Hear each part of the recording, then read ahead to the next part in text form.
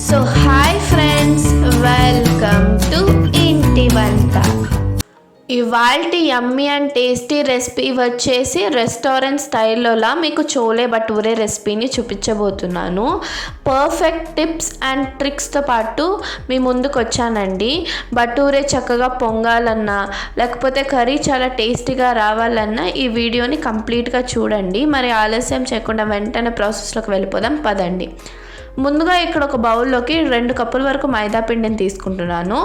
అలాగే క్రిస్పీగా రావడానికి 2 టేబుల్ స్పూన్ల వరకు బొంబాయి రవ్వని తీసుకుంటున్నానండి. ఇలా రవ్వ వేయడం వల్ల చాలా సేపు పాటు కూడా క్రిస్పీగా ఉంటుంది. ఆ తర్వాత ఇందులోకి రుచికి సరిపడా సాల్ట్, అలాగే ఒక 1/4 టీ స్పూన్ అంత వంట సోడాని కూడా వేసుకోండి. అలాగే 2 టేబుల్ స్పూన్ల వరకు ఆయిల్ని వేసుకొని బాగా మిక్స్ చేసుకున్న తర్వాత ఒక 1/4 కప్ అంత పెరుగుని వేసుకోండి.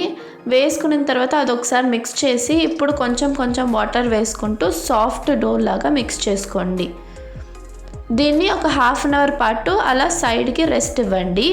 ఆ తర్వాత ఇంకొకసారి బాగా మిక్స్ చేసేసుకొని అందులో నుంచి ఒక చిన్న బాల్ని తీసుకొని మీరు ఓవెల్ షేప్లో కానీ రౌండ్ షేప్లో కానీ రోల్ చేసుకోవచ్చు అన్నమాట. ఆ తర్వాత వేడి ఆయిల్లో డీప్ ఫ్రై చేసుకోండి. ఇది వచ్చి గోల్డెన్ బ్రౌన్ కలర్ రావాలి.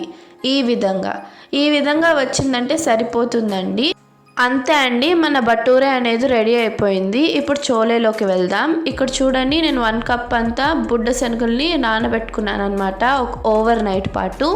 ఇప్పుడు దీన్ని ఒక కుక్కర్లోకి తీసుకుందాం.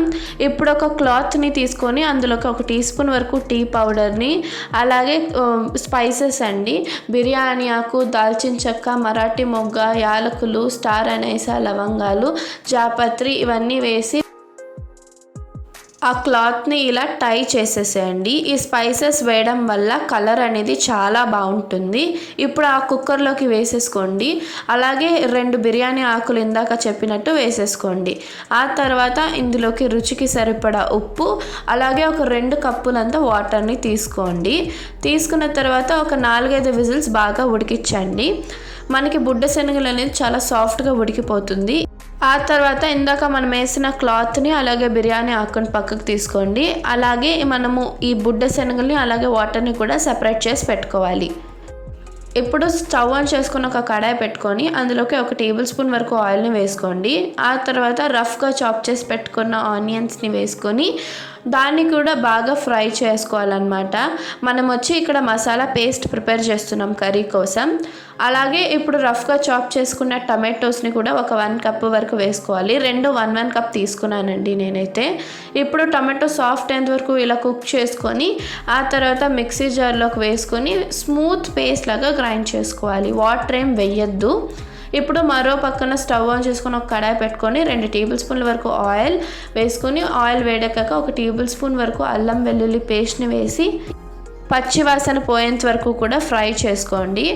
ఆ తర్వాత మీ కారానికి తగినట్లుగా పచ్చిమిరపకాయలని తీసుకొని ఇలా మధ్యలో ఘాట్లు పెట్టి వేయండి. దానివల్ల పైకి ఎగరకుండా ఉంటుంది. ఆ తర్వాత మనం గ్రైండ్ చేసి పెట్టుకున్న మసాలా పేస్ట్ని కూడా వేసుకొని ఒక 2-3 నిమిషాలు బాగా ఫ్రై చేయాలన్నమాట, పచ్చివాసన పోయేంత వరకు. ఈ విధంగా ఫ్రై అయితే సరిపోతుందండి. ఆ తర్వాత ఇందులోకి స్పైసెస్ వచ్చేసి 1 టీ స్పూన్ వరకు కారం, ప్రస్తుతానికి 1 టీ స్పూన్ వేస్తున్నానండి. ఆ తర్వాత ఒక 1/4 టీ స్పూన్ అంత పసుపు, మీకు రుచికి సరిపడనంత సాల్ట్, అలాగే 1 టీ స్పూన్ అంత ధనియాల పొడి, అలాగే 1/2 టీ స్పూన్ అంత ఆమ్చూర్ పౌడర్ అండి. ఆమ్చూర్ పౌడర్ ప్లేస్లో మీరు గరం మసాలా కూడా వాడుకోవచ్చు. ఆ తర్వాత 1.5 టేబుల్ స్పూన్ వరకు చోలే మసాలా పౌడర్ తీసుకుంటున్నానండి. ఇది వచ్చి హోమ్ మేడ్. దీని రెసిపీ కావాలంటే నాకు కింద కామెంట్ సెక్షన్లో చెప్పండి.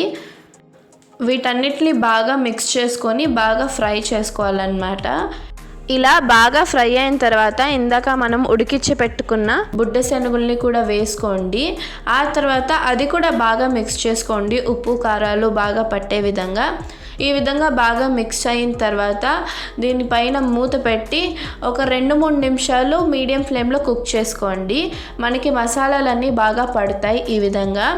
ఆ తర్వాత మనం ఇందాక సెపరేట్ చేసి పెట్టుకున్న బుడ్డ శనగలు వాటర్ని కూడా వేసుకొని బాగా ఒకసారి మిక్స్ చేయండి. అలాగే వాటర్ కన్సిస్టెన్సీ అనేది చెక్ చేసుకోండి. ఇప్పుడు కొంచెం వాటర్ వేసుకొని ఇంకొకసారి బాగా మిక్స్ చేసుకోండి. ఫైనల్గా కన్సిస్టెన్సీ అనేది ఈ విధంగా ఉండాలి. ఆ తర్వాత మూత పెట్టి ఒక 10 నుంచి 15 నిమిషాలు మీడియం ఫ్లేమ్లో కుక్ చేసుకోండి. ఇప్పుడు ఒకసారి బాగా మిక్స్ చేసుకోండి. ఫైనల్గా కన్సిస్టెన్సీ అనేది ఈ విధంగా ఉంటుంది. ఇప్పుడు చివరిగా ఇందులోకి 1 టీ స్పూన్ కసూరి మెత్తిని క్రష్ చేసి వేసుకోండి. అలాగే చివరిగా కొంచెం కొత్తిమీరను కూడా వేసుకొని బాగా ఒకసారి మిక్స్ చేసేసుకోండి.